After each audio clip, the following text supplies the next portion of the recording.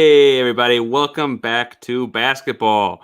I'm your host, Parker Ainsworth. This is the midweek mid-range. I'm joined by a couple ladies from the Hardcourt Hunnies podcast. So before we dive too far in, ladies, I'll start with Jade and go to Shea. Introduce yourselves. Tell us a little bit about you. How you doing? Hey, I am Jade, Auxiliary Things Johnson. That's my Twitter handle if you want to follow me. I'm a Canadian Raptors fan, grew up as a Pistons fan, so, a little bit biased, but not completely. And Shea, how you doing, bud? I'm doing all right. It's like a third Monday in a row, am I right? I'm Shea. My NBA Twitter is Shea Watches NBA. I'm going to say I'm just an OKC fan since I've kind of stopped watching them, so I don't want to say I'm a big one right now. That's not what real fans do. But I do love good basketball, so I'm ready to talk some hoops. All right, so Shea watches NBA. We were talking before the pod started a little bit. It's been a little bit hectic, but have you watched any NBA today or anything going on today? Have you been able to watch former Oklahoma City point guard Russell Westbrook and the Washington Wizards and the Atlanta Hawks, or are you just getting home just now? I'm just getting home right now, so I don't know how that game looks. However, I am definitely going to be looking it up if it's over by the time we get off, and if not, I want to catch it as possible. That one looks like it's got about 10 minutes left, depending on, I guess, how quickly I can reload this. But the Wizards are up on the Atlanta Hawks by 10 points. Russell Westbrook I got to be honest, I watched the first half, and they were shooting the ball well in the first half. Something must be carrying over. Jade, you been watching any basketball lately? A little bit. So I think that's the life of, we've got a Thunder fan, a Raptors fan, and folks that have been in the show for a while know I'm a Rockets fan, and it's just been the season. Yeah, no, I think that's a very good description of the NBA season thus far. It's been super interesting for me because I'm in a newest relationship, and he's, one of those guys that's like, oh, I always used to think it was so cool when a girl wanted to watch sports with me. So we figured, we'd be watching basketball, but he wants to watch good games. And I'm like, listen, I have to watch the Raptors lose too, because I have to be able to talk about why they're losing. I'm sorry. We have to do this sometimes. So he's also a Raptors fan, I take it then. Not so much. He's more of an NBA fan. Football's his first sport. So okay. Basketball is second, so he doesn't really have, he'll follow the Raptors if they're doing well, but he doesn't really have a team. Fair enough. And then Shea, I don't know much about your personal life you want to dive into, but are you not watching basketball because the Thunder are not so great, or what's the deal? What's going on? It's been just chaos for every team I've wanted to dive into this season. So I was down with, because right now I'm living in Oklahoma, but my permanent residence is Brooklyn, New York. So I was super stoked about the Nets until Harden got traded, and then the last thing I wanted to do, no offense, Raptors fan, the last thing I wanted to do, right? I know, I'm like, I guess Parker. But he's not. He's so happy. What? The last thing I wanted to do was watch James Harden. I just couldn't. And then I love watching the Nuggets, and I know Joker is still hot, and he's my MVP candidate. That I'm full supporting. But once Murray's one of my favorite players to watch, and that was just it's hit after hit after hit. So I just end up watching my roommate and I have been watching Frasier. We rewatched Silence of the Lambs last night for the third time. I feel like a perfect metaphor for the Thunder or Rockets or Raptors seasons is my roommate and I have been watching Frasier. Right? That's exactly how this season. Oddly enough, I've also been watching Frasier, so that's weird. Yeah. We talked about this. I don't know. Oh man. So as they both said, both of y'all host Hardcourt Hunnies every week, and so in between Frasier episodes, you obviously do a great job breaking down the basketball at least twice a week. It's kind of turning into a quasi third episode, although I'm not sure I'm going to do as good a job as your normal moderator TJ does. I probably will talk too much. I think that's probably the biggest difference between myself and TJ. So if y'all want to tell me, in your defense, that's something we worked on with TJ for a long time. He he will tell you that too. So I'm not throwing shade that he wouldn't be okay with.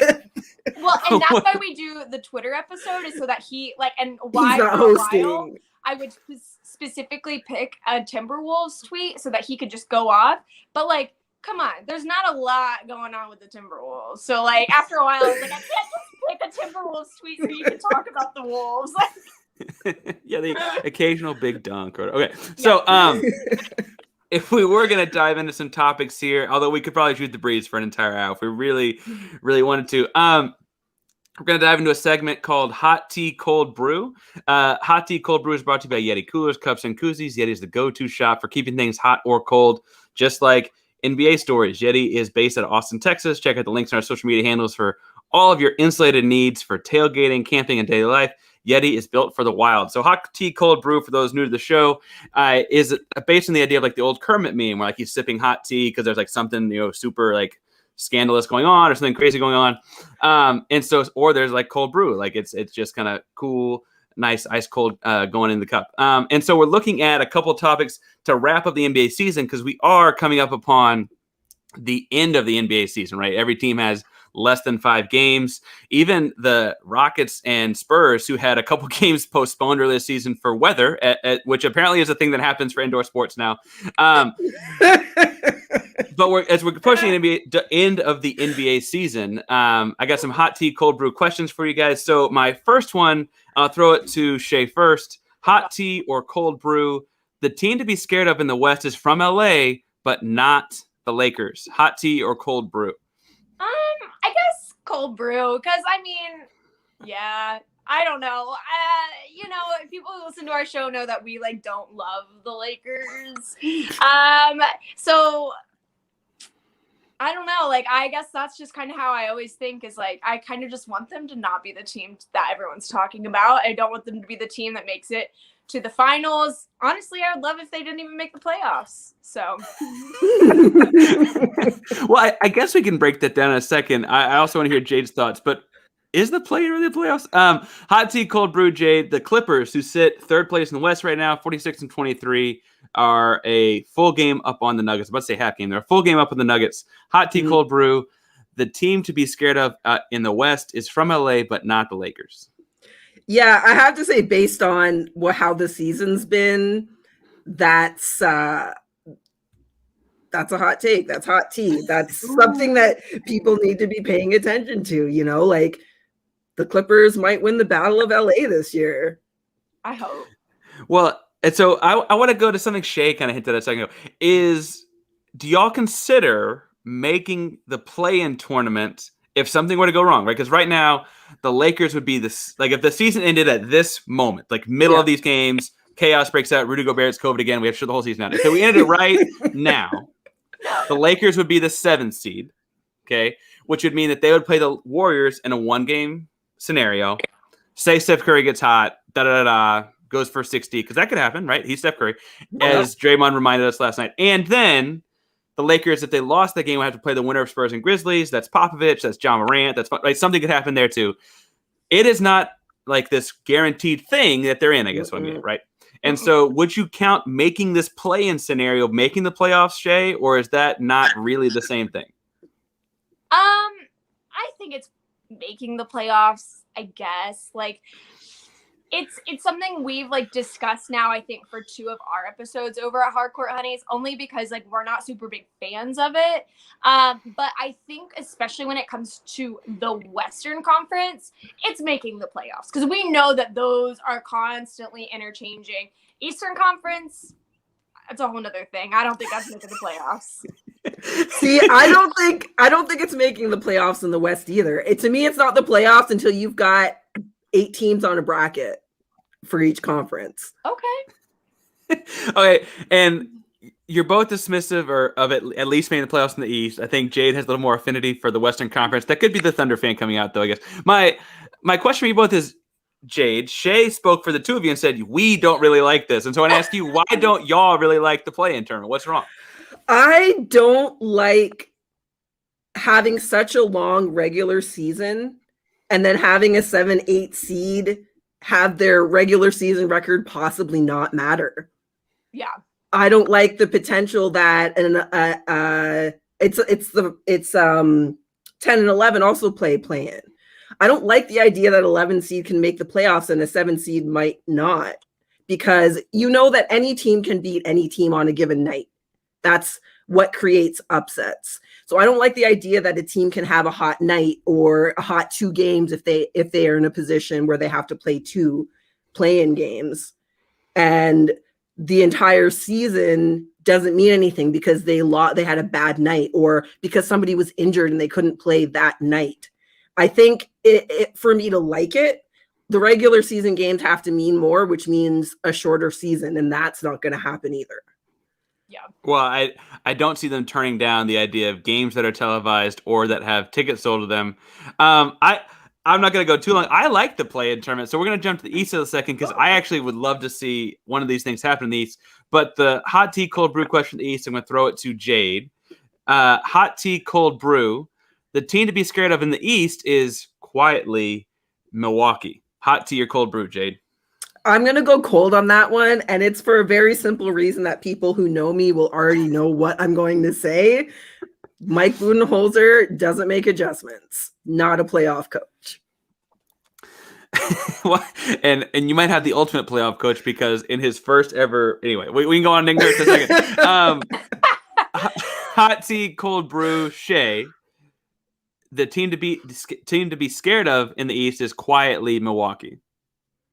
I would say that's a hot take. Again, just because, like, I mean, yeah, I watch less of the Eastern Conference, but I have tried to stay up with what's going on, and I just feel like I've just heard no buzz about them. So, I mean, maybe that is the hot take then, if that is, like, if someone's saying that. But, like, it's also not because it's Giannis, right? Like, so, like, they're such a weird team because, like, if you take Giannis out of that equation, like, who are the Bucks? But because we have a 2-time MVP, we have a guy who is still doing pretty decent despite not having the coaching staff that he needs, not having the support he really deserves as, again, a 2-time MVP, defensive player of the year. I mean, he's not like just even a new guy in the league. Like, he is like a big name and a big talent.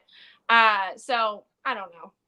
So maybe it is a hot take if you think that they're going to make it or they're the ones to be afraid of. So I just convinced myself the other way. So while Shea is very clearly going to be a great lawyer, what I got to ask you guys is, if y'all are not, at least at the start of the conversation, super worried about the Bucks, I'll start again with Jade. Who are you scared of out East, right? I'm scared of the Heat. Ooh. I think the Heat have the team, the culture, the coach, the leader, and they have a playoff run as most of the unit that is still on the roster. So I think one more season playing together and one more time through the playoffs, I think they're just going to be better than they were last season. So I've got the stats pulled in front of me just because it comes with the standings, and the Heat are a couple games behind the Bucks in the standings, but the Heat have won their last 3 games. They're sitting at 4th, so it's not like they're super far down the standings. Shea, would you agree that Miami, after the big run a year ago and they're getting hot at the right time, are they the team to beat out East, or are you scared of someone else like your hometown Brooklyn Nets with my guy James Harden? Okay, that's the thing is I think the Brooklyn Nets are definitely stacked. So even having a very low experienced coach, they do have like every other piece and they have the talents because they are like the super team, right? Like right now. I'm not saying I'm not a fan of super teams. I personally like underdog, kind of more scrappy play. But I do think that they're kind of the person to beat. I do think, though, that, again, the Heat are the ones that I could see possibly going neck to neck with the Nets. But just with all the drama, all the trade, all the hype that's been around them this year, I think they're the one to beat for sure. And now y'all got me wondering, because we went really quickly talking about the Battle of LA out west. If I were to ask you the same about the Western Conference, I'll start again with Jade just because I give Shea a chance to think. What do you think? do you think it's the Clippers? Are you big on these Suns and Jazz teams seem to come have a great season? Like, what do you think about the Western Conference? Who are you scared of if you're going to the playoffs in the West? Who do you not want to face? I don't want to face the Suns just because the mentality they have to have as a team. Like, they're 2 seasons removed from having one of the worst records in the NBA. 2 seasons ago, the season before COVID season, they were garbage, like bottom feeders. They go to the bubble, they win all 8, they don't make the playoffs, and they make the move to pick up Chris Paul, and they haven't looked back. And nobody expects anything of them, so there's no pressure either. So Jade's really high on the bubble, clearly, because while they did not make the playoffs, the Phoenix Suns did go 8-0 in the bubble and then add Chris Paul, and it clearly has continued this string of great basketball. Shea, do you agree with Jade that the Suns may be a real team out west? Are you looking to one of the more traditional powers out there? What are you seeing out west? Okay, the Western Conference, again, is stacked with talent. I think that is going to be such a great playoff run. I can't wait to watch all those games. Again, Eastern, like, sure, I'll watch some of them just to stay up with what's going on. But, like, the West, there is so many creative teams that are going on. That's why I was really surprised to hear that you said the Hawks are beating the Nuggets, just because I think the Nuggets could be one team. They are missing that piece of Murray, but as my lovely co-hosts and podcast friends told me last night, the Nuggets are doing actually pretty decent without Murray. So maybe that's my own bias where I'm like, I don't want them to make the finals this year because that'd be really depressing for him. But I do think that the Clippers are being under talked about, because in the same way that we've over talked about the Nets this year, that whole Kawhi and Paul George coming together is finally starting to get its footing. It's still not my favorite pair up, but the attention from that trade is no longer like in the main part of the media, the same way that we're talking about Harden and Kyrie and the other guy, KD. I was like, I saw his face in my head. I was like, I know this is that. He won the MVP in your city. Don't talk about that. So like that hype kind of went away because the Clippers were really the last group to try to build that super team. And Paul George is really starting to come together. Now we know, again, especially as a Thunder fan, I specifically know that he can either be really good during the playoffs or just absolutely like should not be even at the game. So I think that's going to be a really interesting thing to see, especially because they've been able to not only get the chemistry between the two of them going, but they have the supporting team finally. So I think they're a secret killer. So is it Kawhi, Jade? Is it no faith in Paul George? Or is this something out of nothing? Do you think the Clippers are quietly under the radar, this contender that no one's talking about, or are they not being talked about because they're not one? I'm not sure that they are yet, and I won't be sure until maybe the second round. Like, I'm just not convinced. I know the pieces are supposedly there. I still don't know that I think they're deep enough to go up against some of the other contenders in the West. Ibaka hasn't had a great season compared to what he did in Toronto. And if you're picking him up, you're hoping for Toronto Ibaka. That's not what they got. I always wondered if that was more a personalities thing to try and, make Kawhi Leonard less of a pariah within the locker room because they're buddies, and who doesn't love Serge Ibaka? He's just like one of the most likable guys. I want to hug him. Yeah. Like, my mom has the hots for him. He's really, a really beautiful odd. man. Like I would is. like to hug him too. He's a very good looking guy. So yeah, I'm not sure. Like my approach to basketball is never, well, these players are all on the same team, so they're going to be great. No, because there's intangibles and there's there's the team dynamics and all of those things that can get thrown off, and I prefer to see it. And I don't think it's out of the realm of possibility. Like, I'm not dismissing them completely. I just I don't know. I'm not sure. I think Well- I just want anyone but the Jazz.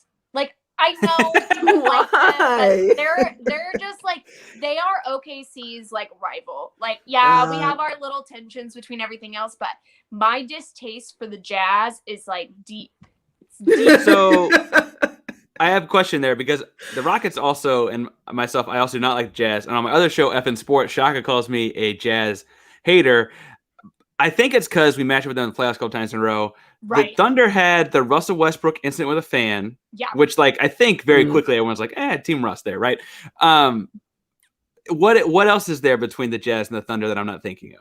I think it's just a little bit of that. Sorry, I live on a really busy street in big trucks. It's okay. Like to like be very loud.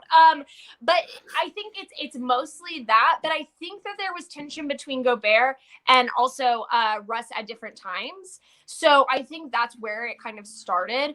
But yeah, no, that playoff, and when would that be? Like 2017 or 18? I don't remember. Last year messed up my calendar like completely. So, but that year was wild. I mean, we had some really weird, and then to have that man actually physically come towards Russell was a whole different thing. But I think that's it. And that's why I always say, like, I love Mitchell. I want him to leave the Jazz so I can actually love him.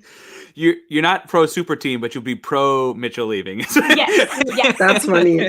See, and I have a kind of a soft spot for the Jazz because I remember watching Karl Malone and John Stockton do their thing when I was growing up, and I'm in the Eastern Conference, so I've never had, I don't have any rivalries going on with the Jazz for any of the teams that I followed. It's fine. I like that you went all the way back to Stockton and Malone. Like, I'm thinking, like, is this going to be a Darren Williams, Andre Kirilenko? Like, how far where are we going? Always a weird group out there in Utah.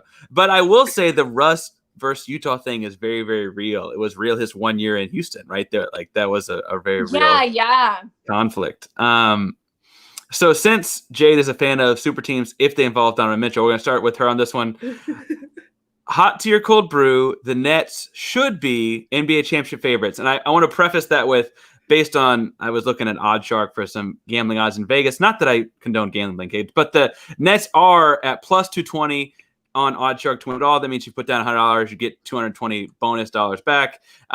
If the Lakers are in second on that at plus 500, which is interesting based on what we said earlier, that they're in second on that, but they're over twice as bad of odds, right? So they're at plus 500. The Clippers are plus 600, and the Jazz, which I'm going to go ahead and call Shea's least favorite team. I don't know. But the Jazz are at plus 650. So between the Nets and Jazz, it sounds like Shea's going to fade these odds, but should the Jazz or should the Nets be NBA championship favorites, Shea?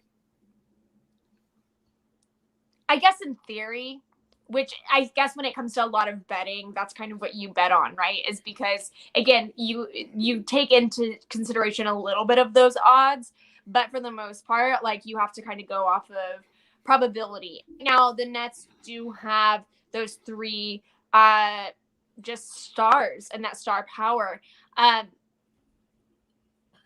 think what the Lakers are really lacking is the consistency, since every one of their main players has kind of had a period where they were out. But I do think that they have made some changes in the offseason since their win that will support them. But if anything, that like almost just makes up for the injuries that they've had to deal with all season. So, because usually you're like, oh, returning champions, their team didn't change that much and lost. They actually gained a lot, especially from the bench. But I think that the injuries and the lack of playing time this season is really going to hurt them in the playoffs. I will say it would really stink if you were one of these teams like the Jazz or Suns that had a great year all year long, and you feel like it's really your chance, and then like the Lakers come back healthy, get a weekend to warm up, and then you got like that'd be a pretty rough first round draw. I'm gonna throw it to you too, though, Jade. Hot Tea or Cold Brew, the Nets should be NBA championship favorites. I'm going to go cold because I don't think they should be. And There's a number. The number is 23. That's where the Nets are in defensive rating. 23rd in the league. And the playoffs are about defense. You're going to score less. That's how it's going to go. And to me, and having played basketball a bit growing up, defensive habits, you can't just turn them on, right? You have to play defense every defensive trip to have those instincts and your positioning and your movement. And are you going to help? Are you going to stay? Like, that stuff doesn't just happen. It takes good habits and effort. And the fact that they have done so poorly with that all season makes me question how well they're going to be able to make things happen come playoff time, especially when you are up against, again, I'm going to say Miami. Miami's a defensive team. So that's my concern for the Nets. So I gotta ask, is that because you anticipate teams scouting their offense more? It's like teams are playing defense better against them, or is it that the Nets will not be able to play any better? Is it a combination? I think it's a combination. The fact that they're not prepared, they're not playing defense at a high level, and obviously scouting is a big thing, especially when you play 7 games. When you get to know a team playing multiple games in a row. I don't know that there's a lot of adjustments they're going to be able to make with their defense at the level that it is. That's going to be effective. Fair enough. As it's currently slotted, again, if the season ends at this moment, they're beating the Spurs, although this game's relatively tight, and they would be playing the winner of the playing game. So Celtics, Hornets, Pacers, Wizards, whoever. I guess the Celtics, Hornets winner they'd get. So if you're not super hot on the Nets, can I ask you, Jade, are you hot? We mentioned the Jazz because Shea loves the Jazz. Are you hot on the Jazz, or who are you hot on? I like the Jazz's chances. I like the fact that they are a unit that's been through the playoffs together before. Like, I never underestimate how important it is for a team to have a playoff run together before they can be successful in the playoffs. And they've got that. They're first in the conference, which, as in other years means first in the league. And they haven't had, there hasn't been a point in the season where I've thought, man, what are the Jazz going to do? They've just rolled through the season, just doing their thing. And I think there's a stability there that's going to help them out a lot. Shea, you thought that it made sense to you. It seemed like, and correct me if I'm wrong, it made sense to you that the Nets are the favorites in gambling terms, but you didn't seem super convinced that they're actually going to win this whole thing. Oh, no, they won't. So it doesn't get clearer than that. Yeah, who is then? Because you're so like clearly you can see the future or something. You know what's coming. Yeah, I actually can.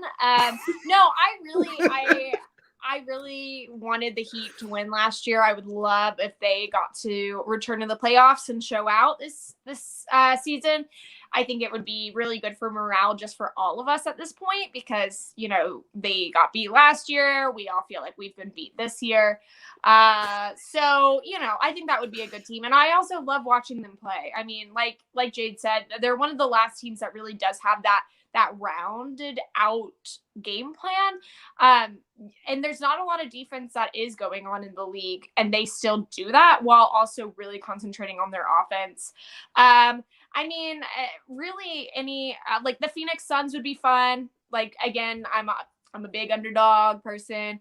Again, I would be sad if the Nuggets won, but I also wouldn't be totally upset because I want Jokic to win MVP. And like, I always feel bad when MVPs win that award and then they're like not in the finals. That always kind of like, am I really awkward? Am I the most valuable player if I couldn't even take my team all the way? So, those are kind of some of my takes on that. So, if I'm hearing you correctly, it's like it's that you think other teams are better. You're not quite as down on the Nets defense. Maybe there's other things there. You also don't think like the personalities in Brooklyn, though. Am I putting that together? Yeah. And I mean, they need more support because you have 3 major guys who are starting, but your support not coming off the bench during the playoffs is different than when you're just like shooting hoops and making them all during regular games. And I think that the personalities and the easy frustrations that we have seen from all three of these major players is going to be really interesting in the playoffs, because they are going to struggle, because this is the first time that they're really going to not just be able to put like a Band-Aid. And by Band-Aid, I mean like another couple wins, because they're in the Eastern Conference. So they're going to have to maintain morale. And I don't really know if there has been an official leader who has come in and like from those three guys and been like, I'm going to be the mature enough one to make sure morale on this team stays up and going, even when we're, say, 3 games down in a playoff. To be fair, you said they need more support, and I feel like everyone in 2020 can be like, man, I could use some support too. That's just life right now. Because of those trades, they lost some of that support. So it's like, that's something that they really got to look at in the offseason to see, like, why do you have 3 major players, major payouts, and you're not supporting these guys? Like, it's called a salary cap. There's no more money. Well, they do have a lot of money in 3 individuals. If I'm gonna move into looking at a different, but moving from teams into individuals, I guess, and we'll call that a segue, as sloppy as it is. My next question, and I forget, I think I started that one with Jade, with Shea, and then went Jade, and then went back and forth. So I'll start with you, Jade. Hot tier cold brew. 2 locks for end of season awards are Julius Randle for most improved and Jordan Clarkson for 6th man of the year. Again, if you want to pick one or go one at a time or whatever, but are those 2 locked in awards at this point? I think they are. I like Julius Randle maybe a little more than Clarkson, because like the season he's had, the fact that the Knicks are relevant again, that doesn't happen without Julius Randle having this breakout season. And I don't think there's anybody else who has taken a larger jump, and their team has benefited from it as much. Like, the difference in points it's not as big as we've seen in other seasons. So last season he averaged 19.5. He's averaging 24 this season points wise. So the gap isn't as big there, but I think the way that he's benefited his team is enough that he deserves that. Same question to you, Shea. Do you think that Julius Randle getting the most improved player and Jordan Clarkson getting the 6th man of the year award, are those both locked in at this point? Is there one of them that, or both of them maybe that are not? And if so, I want to hear who else you got that could win one of those. Randle, yeah, like, give the guy the award. He gets it. No for 6th man of the year, and I'm gonna go ahead and say that I think Dennis Schroeder deserved that award last year. And looking at his stats are actually very similar to Clarkson's, and he's been doing it while under LeBron, and I think that's impressive. So I want to shout it out to my man Dennis, who is always 6th man of the year in my heart. So even when I don't think he could be 6th man when he started as many games as he did. Well, and it'd be an interesting definition, right? Because he started after several injuries. But I don't know if all healthy, if he's really their best option, or the starting option, I should say. He's certainly their closing option. I want to ask you about the love for Dennis Schroeder, though. Is the Dennis Schroeder thing before he came to Oklahoma City a year ago, or is that because he was a lot of fun with Shea and Chris and that whole like 3 little guard backcourt thing going on, or is he was a lot of fun? But was it from before that, or is it from last year? You really got to watch him up close.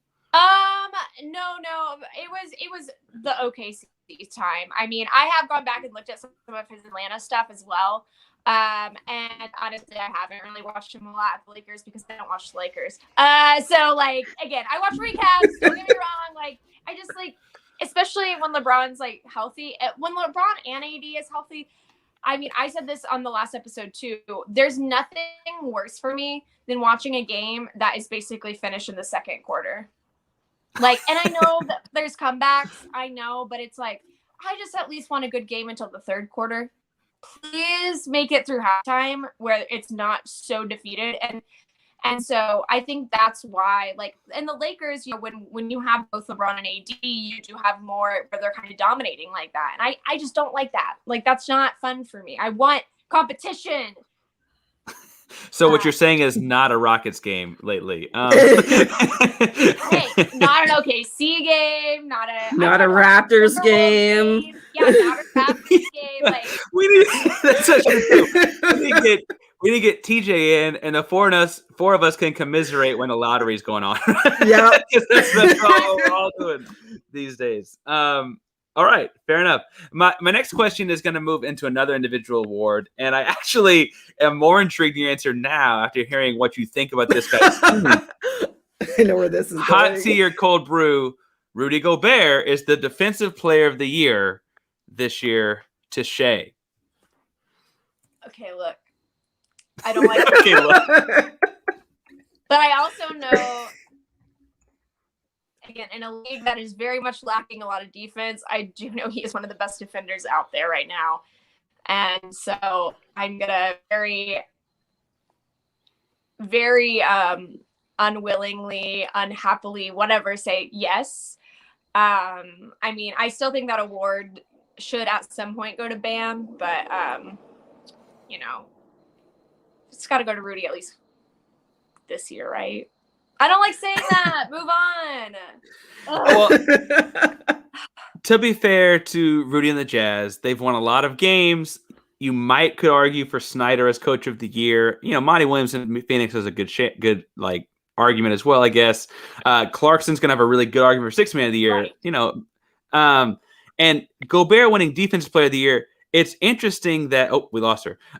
It's interesting that for whatever reason they're this good of a team, Jade, and there's not a whole lot of talk about any of them for MVP. Is that because like they're going to get all these other things, including Rudy as Defensive Player of the Year, or what's that from? I don't know. I think they're like, if I'm being 100% honest, I think there's still a little bit of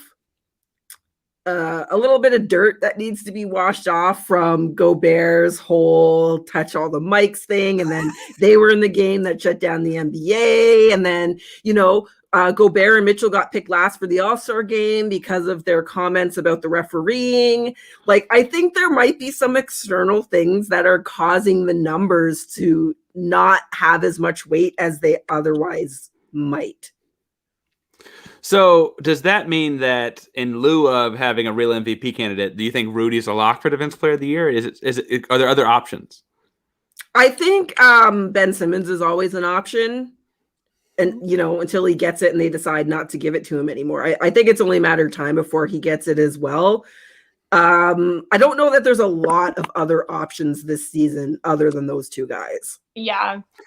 And that's a good point, is the Sixers have been like kind of under talked about with how good they have kept up their stuff, even with Embiid being, you know, because we thought Embiid was just the one carrying it. And then, you know, when he was out, I think the fact that they're still as high as they are and doing as well shows a lot about that team. Well, and I guess the interesting to me is that there's talk of Embiid for MVP. Yeah. And then the Jazz don't have that guy, right? As I look at, we'll get to MVP in a second. That does the Defensive Player of the Year, Shea, and I asked this to Jade while you were internet cut out for a second. Sorry. No, I'm not mad. I'm just making sure you know you're caught up. I appreciate but it. Does the Defensive Player of the Year to Rudy Gobert kind of work as their version of the MVP if we don't going to talk about any of their guys for the MVP?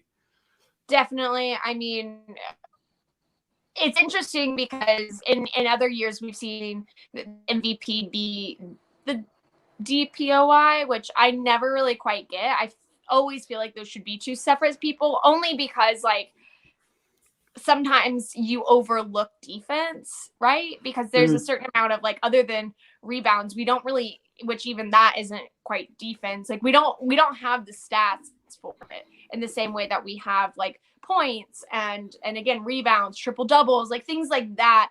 So it's one of those things where what do you base it on? And so to give it to an MVP person, I always think it kind of undermines what other defensive players in the league are doing, because it's such a rare talent nowadays to do good defense in this league. So I could see them possibly using it as kind of like the Jazz have been really good and Rudy Gobert's had a great season. But yeah, here, pat on the back, take your Defense Player of the Year award. Yeah, get out of our hair. Yeah, that's funny because like I feel like, and maybe it's because of our Western Conference alliances here, but we're very much like, yeah, get the Jazz or Defense Player of the Year, get out of my hair. And Jade's like, defense is the important thing, guy. It's like, sure. We're gonna move into another section, and this kind of gets us a chance to talk about the MVP a little bit. The open container segment is based on the idea like once you take the top off the Yeti, anything go in or out, right? So let it fly, whatever you got. The open container question is, or statement should be, I should say, is the MVP should not take team record. I gotta go to one comment right fast because I'm assuming this is my co-host Shaka because I'm not running this account. Ethan Sports 2 asks if Nerlens Noel can win Defensive Player of the Year. I mostly think that's gotta be Shaka. He's a New Yorker. Right. Is there any Nerlens Noel love, or are we gonna miss that one? I mean, they're not gonna get Defensive Player of the Year and Most Improved. They're not gonna get both of them. No. You got to pick Nerlens Noel or Julius Randle. You can't get both. Right now, they get Giannis in the first round. I think they got way more concerns than whatever award. I love you, Shaka, but take one award, keep it growing. You got a young RJ Barrett. This thing can keep moving, right? Sorry, I saw that and laughed, and so I had to throw it up. The open container statement, right? Lids off, no cap. What's your take? The NBA MVP should not take team record into consideration. Before we get into that, I do want to point out that the OddsShark odds have Jokic at minus 2,000 when MVP. That means if you put $100 down, you have to put $2,000 down on Jokic to win $100. Joel Embiid is at plus 1,000. So if you put $100 down and he wins, you'd win 1,000. Chris Paul is at plus 2,000 and Steph Curry is at plus 2,000. I want to get into some more statistics with this in a second, but Jade, should we include a team's record in the MVP voting? So I love this question because it's one I've had opinions on for a long time. I don't think it should. I've never thought it should. I don't think it's a fair assessment of how important an individual is to a team. Just because a team is losing, let me start that over because I did it the wrong order. A team that is winning can have their best player not be as important to the team as the best player on a team that's in the middle of the pack. Or I won't say losing record because that's a bit far, but I don't like that it limits. I think it limits the exploration of what I think it should be about. I think if you leave out team records, you get more conversations, you get more into, I think locker room should matter. I think I think things should matter that the people who vote on it, the media, and I think what is like half media and some of it's coaching, and I'm trying to remember how they vote on MVP. It's two different groups of people, but you got it right. I don't know what the split is, but I think the two groups you got are correct. Right. Okay. So I think there are things that, and I think the split is weighted to the media because there are more votes. I think there's more votes from the media. Yeah. The media doesn't see the things that happen in the team that don't end up on TV. I think that's fair. I also would argue that the media, like a coach is going to vote for his guy, right? Like Steve Kerr is going to vote for Steph Curry, and there are going to be some media members that also vote for Steph Curry, but that's a given one. But I want to throw this question. Then I want to ask who you guys are picking because I want to take your opinions and go there with it. But Shea, the MVP should not take team record into consideration. What do you think of that statement? No, I do agree. Also because team record. We started off talking about the playing game in this, but it's the same kind of thing where there's weird moments, weird games where not all the team shows up, and you have the least impressive team beat number one in the conference. So it's like, there's nights like that, and so team record, I think, is a really ill way to look at a team. I think that really all the stats are good indicators, but they shouldn't be the sole reason that we vote or we think that certain players are the most important. So I think that's the same with game record. I mean, sure, it plays a little bit into it, right? Like, I wouldn't like, I don't want to say not a losing record, but if your team is like lowest in the Eastern Conference, like, okay, that's a little weird, but maybe you have really bad coach, maybe you have no other teammate. I don't know. Like, but probably not MVP. Like, you gotta show not to throw shade at coaches and teammates. Right. But there are things that just can't be put into numbers that I think should go into an MVP candidate. And so, with Jade mentioning like the locker room stuff, I think, you look at, say, someone like Chris Paul, who is not my candidate, by the way. But, he is a person that his numbers don't necessarily reflect all that he does on the court and all that he does to help build a team, because he's only getting like 16.3 like a game is kind of his average. Okay, that's kind of low. Like, but he also is mentoring like Devin Booker, who is one of the best shooters to be. I don't think he's quite at his full potential yet, but he is, we've seen the improvements this season, and he's been able to kind of rally another team together in the same way that he did with OKC last season. So I think he's a great example of someone who the stats, team record, that sort of thing is not necessarily what makes or breaks his MVP candidacy. So I want to throw back to Jade then, and since you both don't think team record should be included, I think we can all agree that it frankly often is. And I don't mean to say like that's what it ought to be, but you have two winners of the award in the history of it have not hosted the first round of the playoffs. One being most recently Russell Westbrook in 2017. He averaged a triple-double, right? Like historic moment, although he's done it 3 more times, but historic moment, right? Yeah. And then the other one being Kareem Abdul-Jabbar when he won, I think it was his second one. But to be fair, while the Lakers team he was on went 40-42 and he was the MVP, a lot less teams made the playoffs back then, right? And so that was a little bit different scenario. And it's hard to relate. Frankly, you have to kind of jump to the late 70s, early 80s when you have the 16-team format to get the same kind of vibe. And I guess my question to you, Jade, is first, who do you think will win it? And then second, who do you think should win it if different? So this is interesting conversation in relation to Shea's takes, because I think Nikola Jokic will win it, but I think Chris Paul should win it. So you got to explain, because like those are 2 big names, and I got to hear more. So my thing with Jokic is the only reason he's going to win is because Murray went out. If Murray plays the whole season, I don't think Jokic gets in that conversation. And if we look at a year ago, the Nuggets they finished 3rd in the regular season in the conference last year. So they haven't done better in the regular season this year. And Nikola Jokic had to carry more weight after Murray went out with the injury. But I think if Murray is available all season and putting up the points that he puts, they kind of cancel each other out.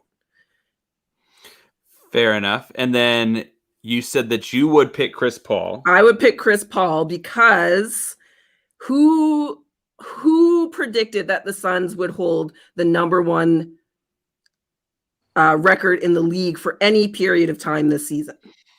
And they did. That's very true. And that was the change. And the thing about Chris Paul, like Shea said, is he's one of those guys that it's not what he brings to a team goes beyond a stat sheet, which goes back to that. What I always say is like, I don't love that it's just about numbers. And I know that's the easiest way to do it. I don't have a solution for how to do it a different way, because there's a lot of nuance involved, but that addition but for that addition to that team and for him to be able to step in and just fit. That doesn't happen all the time, where you add a guy that needs to be influential to the team and it just meshes. And knowing what kind of guy Chris Paul is, what kind of leader he is, I think he deserves complete credit for that. Interesting. And I think I think that even people that had the Suns doing better this year than they've done the last few probably didn't have them doing as well as they were, unless you're like in Phoenix and a diehard, right? Yeah. I gotta guess, I thought they'd be really good. I did not know that they at any point would be number one in the West, or I guess they're 2 games out of it right now. Yeah. Shea, I'm going to throw the same conversation to you. Who do you think will win it, and who do you think should if it's different?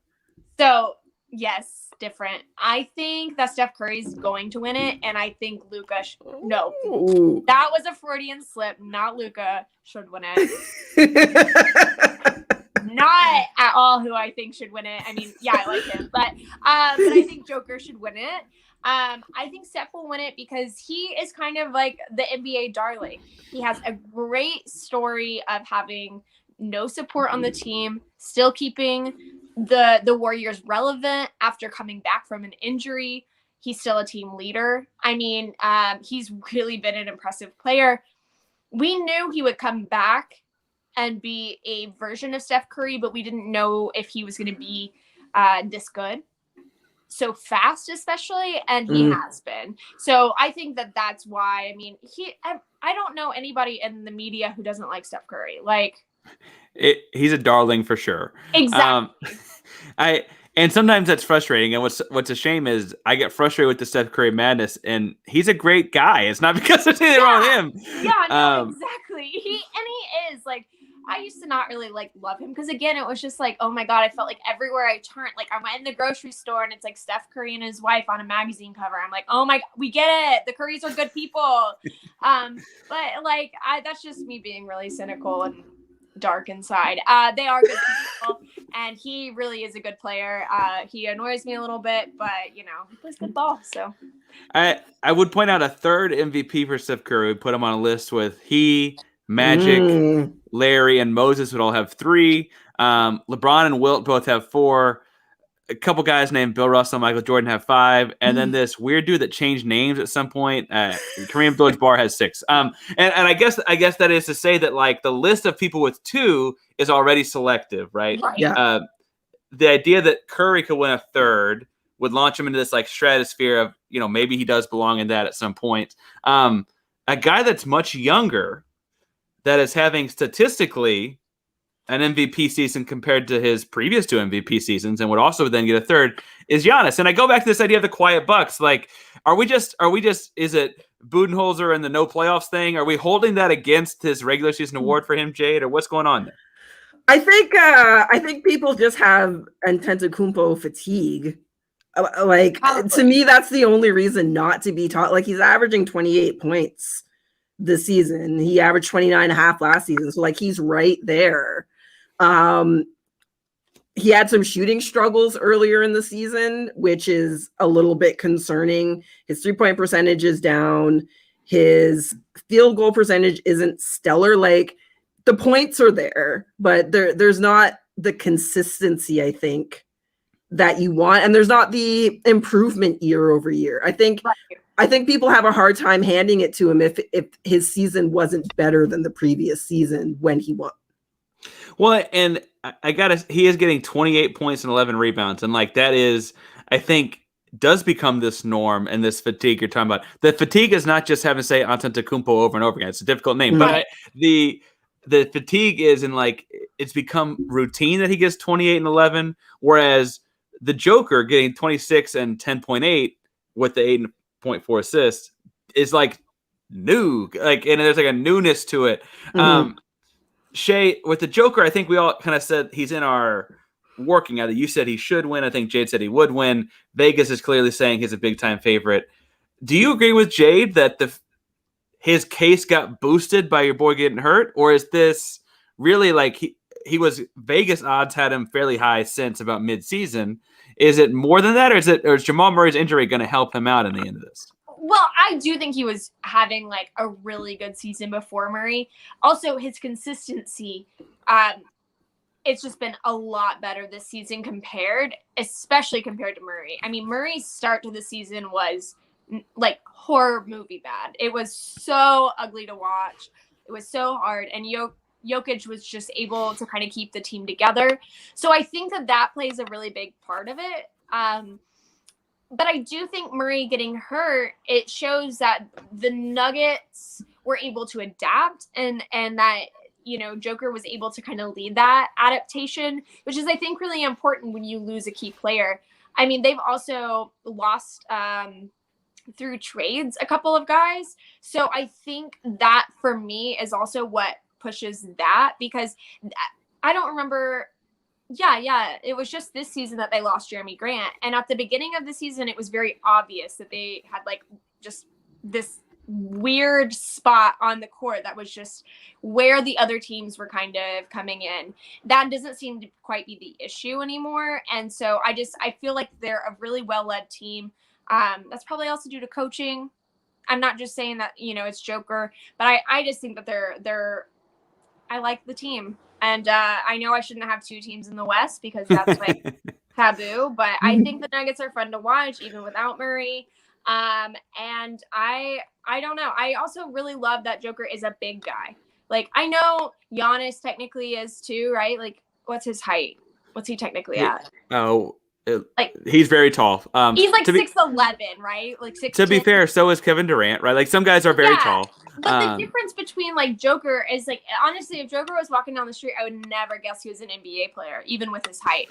He carries himself though in such a good way on the court. Like, it is impressive to watch him move because he is much more graceful than you would expect him to be. And the way that he just presents himself, I think it's always been something I really enjoy watching. So I just think this is a stellar season for him. And I really think he deserves the award. Yeah, I think, one of the things I love about Joker is that he once commented that he's really a short, chubby point guard stuck in a 7-footer's body, and I'm a short, chubby point guard, full stop. And so I think that I really appreciate what he's got to. But watching him play is really fun. I think there's a reason that the Vegas odds have him at -2,000, right, and such a big favorite. It's worth pointing out Joel Embiid and Philly have had a great year. They've got more wins. And frankly, if he didn't miss 2 weeks, or if his 2 weeks off were a big dip for Philly, his case may be a lot different. And I don't want to diminish his season because Ben Simmons is also good, right? Like that seems kind of crappy to be like, oh, well, you didn't have as good a year because like your team doesn't stink. Like that's not fair. But it's just an interesting conversation because the wins, not wins, like the 73-9 Warriors, like Steph also breaks 400. So like that had both.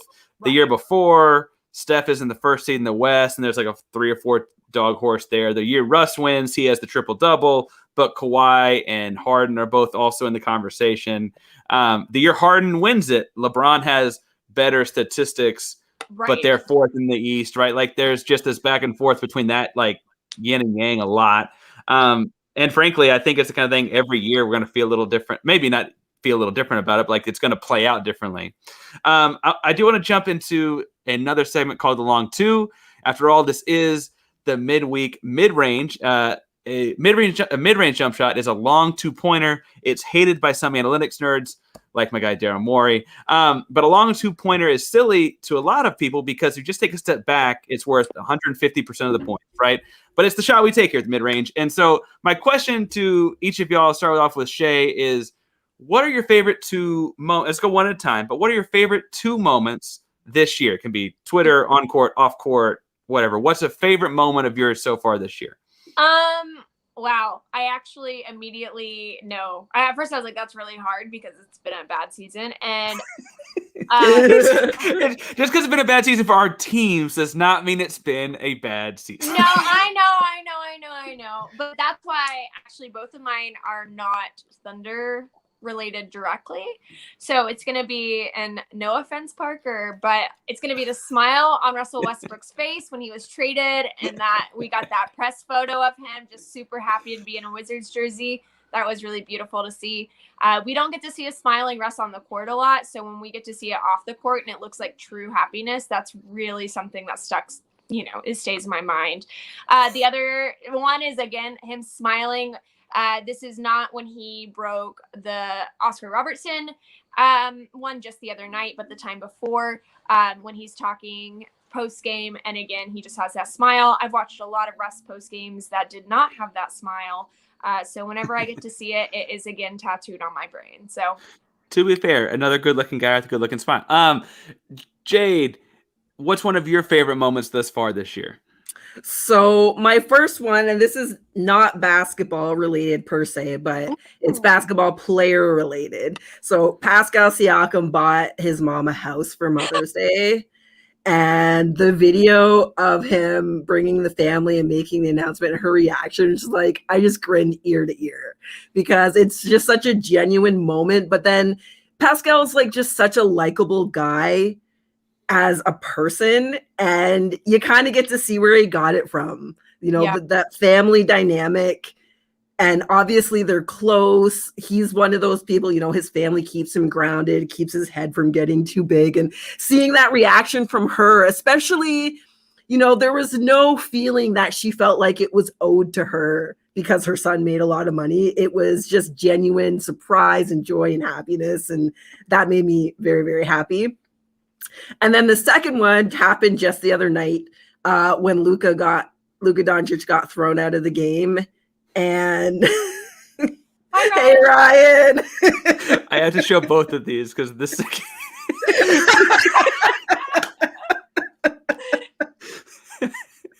TJ got stuck at work. He was supposed to be here. He's making money. Yeah. On that note, if you'd like to support, no. Anyway, keep going. You're talking about Pascal Siakam and buying a house. It's a really sweet story. I didn't mean to interrupt you. Yeah. My second one is the new Luka Doncic meme because it's hilarious. I didn't think he should have been. I didn't think that call should have gone the way it did. And I'm really tired of the officiating, but that's an entirely different episode. But that face when he's finding out he's been ejected is just like the best. Ryan says lame, and I don't know if that's because he agrees that Luka being ejected was lame, or if TJ being at work instead of talking hoops is lame. But I can guess. I can guess.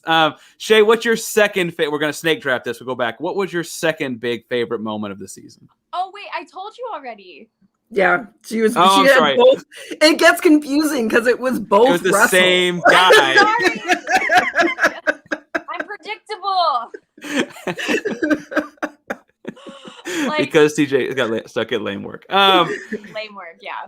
Fascinating. And so anyway, it's funny to me that so we watch this game and we like gruel over these games and like the statistics, and we write and we cite things and we pull up these numbers and like we dissect plays like this double drag and this Spain pick and roll and this coverage and that. And it's like, but our favorite things are never that. Right? Like our favorite things are the Russell Westbrook smile or the Luka Doncic meme. Like our favorite things are these things that like when you're in like this nitty gritty, I gotta get that, and it's like, oh wait, that was really fun. Like they're never ever anything serious. But like we do write and talk about the serious stuff too, but it's never ever the serious things. Again, like because maybe it's because the Rockets aren't very good this year. Like I can talk about like the. As much fun as watching Kevin Porter Jr. get 50 points and 11 assists in one game was, watching Twitter was hilarious. There was this like, there were just two reactions. There was like there's our guy. It's really, this is working out. The rebuild's great. And then there was just like, who the bleep is that guy? My reaction was, because I know who he is because I follow it close enough, but I remember getting the Bleacher Report thing with the stats. It's like, who scored 50 points? Right. Who? What? It was just, Twitter was just like, there was no in between. There was like a bunch of people like, wait, what? And then there was like this like real like Houston Twitter that was like, wait, this is working. And I was like, I don't know which is better. And then anyway, I've liked Blake Griffin in Brooklyn. I know that we talked about other personalities on that team. I kind of forgot he was there. Blake Griffin going to the Nets really complicates my feelings about the Nets because I would really like to see him do well and win. Yeah, but and in order for that to happen, my 3 least favorite players, maybe of all time, also have to win. This guy, no. My thing with Blake is that like he signed the big extension in LA right before they blow it up, and then they ship his butt to Detroit, and I was like, man, if I signed up to live in Hollywood for like 5 years and make a lot of money, and then you send me to Detroit, I'd be very depressed. And like no shade to too many people from Detroit. It's just not the same life. Like it just, and so like that he's getting this chance, and he's not the same guy, but he's clearly having more fun. Like it's cool to see him go through that. And so I hope he does well there, and I hope that like he's having a better time there. Right? Yeah. It certainly can't be as bad a time. Quickly, I want to jump into, we're going a little over time, but Wednesday night writes. Shea, you reading, watching, writing anything lately? Oh, I'm always writing. Oh gosh, like I said, I've been watching Frasier with my roommate. So no NBA on that one. I actually have it on my watch list though to watch Space Jam again now that like when I was at Walmart today, I saw the first like promo of like LeBron on a kid's like healthy snack thing, and I was like, oh yeah, Space Jam is coming out in a couple of months. Like I gotta rewatch the original to get pumped. What I'm hearing is that LeBron's the GOAT because he does healthy snacks and Michael Jordan did McDonald's. And so like, Jade, are you watching, writing, reading anything interesting these days? I am watching a bunch of different things. Battlestar Galactica is kind of at the top of the list right now. I'm also watching an anime called One Piece, which has been surprisingly interesting. That's mostly it. I've got some new stuff coming up through the Hardcourt Hunnies brand to watch out for, a new YouTube exclusive show that we're starting. So that's something to look out for. It's going to be fun. A little bit of a different take on basketball. We're going to be talking more about them as people rather than their stats and what they do. Which fits in nicely with how we just talked about. Like that's what everyone's favorite thing. So anyway, I've been watching a lot of basketball because everyone's dealt with the anxiety of 2020 and 2021 a lot differently. Right. Mine is I don't sleep, and so I got to sleep a lot later than my wife, and so I watch basketball replays on League Pass after my wife goes to sleep. And then before that, I will say we've jumped into the Ted Lasso train. I'll plug Ted Lasso. That is great. It's American football though, so Jade, I don't well, the boyfriend is really into football, and so I'm like opening my mind to it a little bit. I'm like, I have to, otherwise it's just not gonna work. Well, and so the premise is this like old commercial where like an American football coach coaches British football, and it knows nothing about it. I've seen a trailer for that. Yeah. So the show is this cool combination of like crass jokes and like wholesome feels. It's a cool show. Also, another evidence that like all the good show writers must be going to the streaming services, because I think if Shea will probably correct me because she's much more knowledgeable about these. I think it's very well written. I like it a lot. Writing, I do my normal things. I am going to write with the play in once it gets closer to being set. And then reading, I got to plug my girl Miriam Fader, not because I have 2 women on right now, but Miriam wrote another deal about Breanna Stewart. It went live today on The Ringer, and not just because Miriam's a great person. She is also a great person, but I could read books written by her. Well, she does have one coming out, but I could read her on and on and on. And so she did a great job writing about Breanna today, which is going to take me into my buzzer beater. But I want to let you all have a chance to go first if you'd like. Do either one of you have, so buzzer beater, a chance to get off a take in 24 seconds because that is the NBA shot clock.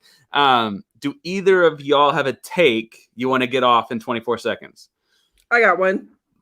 All right. Do you want to go first? I take it then? Yeah, I can go. I'm ready. I'm ready. This is exciting. All right. So I'm going to click go and then hold my phone, which has the timer on it, to my camera so you can see it. Okay? Okay. All right. 3, 2, 1, Jade, go. The NBA has to do something about the officiating.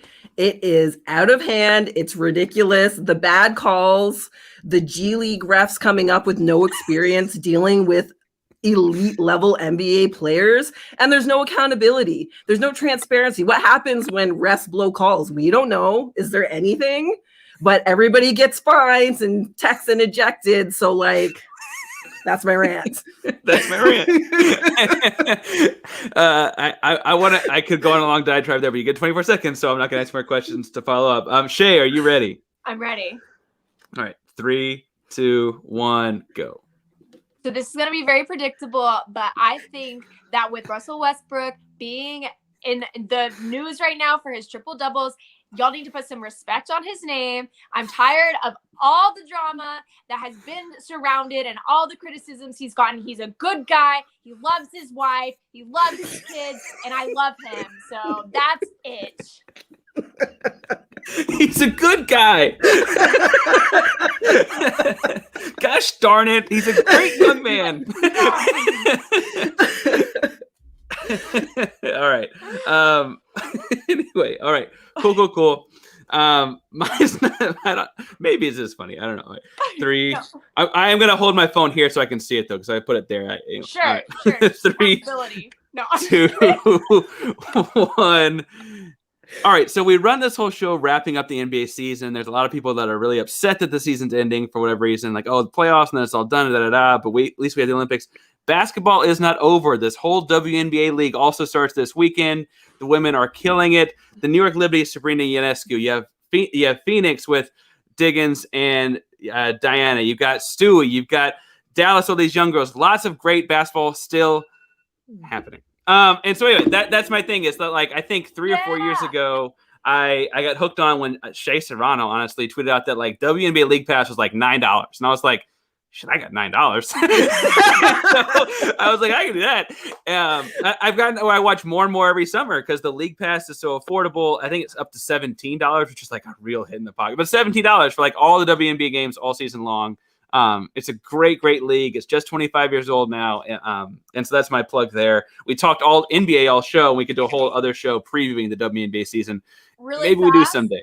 I just want to shout out Chelsea Dungy, who just got drafted to the Dallas Wings. Girl, that is the reason that but also she is a citizen of the Cherokee Nation, and she's the only Native woman in the league now. So shout out. I wouldn't have known only, which is I guess I could have assumed, but I hate assuming those kinds. I wouldn't have known only. I knew that she was because I live in Dallas, right? Right. Yeah. The last I forgot who was the last person Native woman to be drafted, but I don't think there's been a Native woman in the league since 2013. The only Native man in the NBA is Kyrie Irving. Yeah. Yeah. Jade's favorite, right? I only know that because I do a show with Shea.